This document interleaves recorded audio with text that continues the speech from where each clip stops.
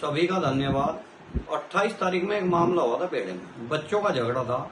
उसे कुछ सांप्रदायिक नेताओं ने उसे तूल दिया हिंदू मुस्लिम का, लेकिन हमारे जिले में ये मामला चलने नहीं देने के बिल्कुल भी। उसी के मामले में जो कुछ लोग बच्चों को भी पुलिस ने गलत तरीके से उसमें नाम लिखे, उनके साथ मार पिटाई करी और गलत तरीके से कभी किसी के घर कभी किसी के घर उसमें पुलिस जारी थी, दबी दे रही थी, जो वहां मौके पर नहीं थे। उसी के उसमें मामले में हम आज सुबह ही एसपी साहब से मिले।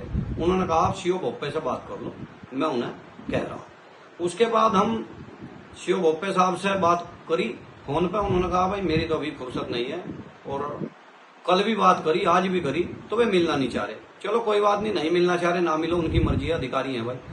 आज हम ककरौली थाने में पहुंचे इसी वजह से। धरना देने का काम है हमारा, शांति प्रिय से हमने धरना दिया। माइक के थ्रू इंस्पेक्टर साहब ने कहा कि जो नाजायज हैं, जो गलत हैं, वे तो जाएंगे जेल, लेकिन जो निर्दोष हैं वे जेल नहीं जानेंगे। जिनके निर्दोषों के नाम लिखे गए हैं वे उनके नाम काट दिए जाएंगे, और ये जो गलत धारा लगी हुई है ये हटा दी जाएंगी। उस आश्वासन पर धरना समाप्त हुआ सही तरीके से।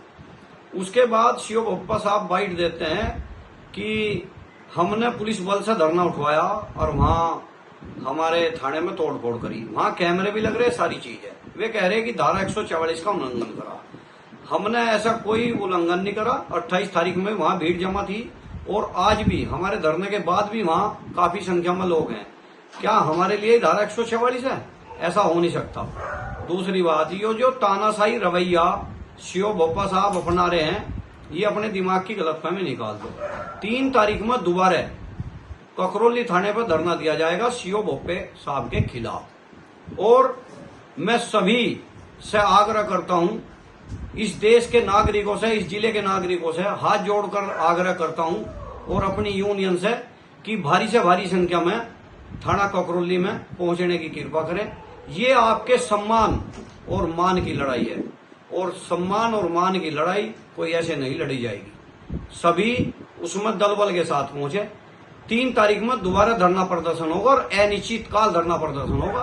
अगर प्रशासन हमें जेल भेजना चाहे तो मन से ही हमें जेल भेज दो, हम जेल जाने से डरते नहीं। रही मुकदमों की बात, मुकदमे हमारे पे और लिख दो, हमें कोई दिक्कत नहीं, लेकिन जेल की धमकी दे रहे हैं हमें जेल भेज दो, कोई दिक्कत नहीं।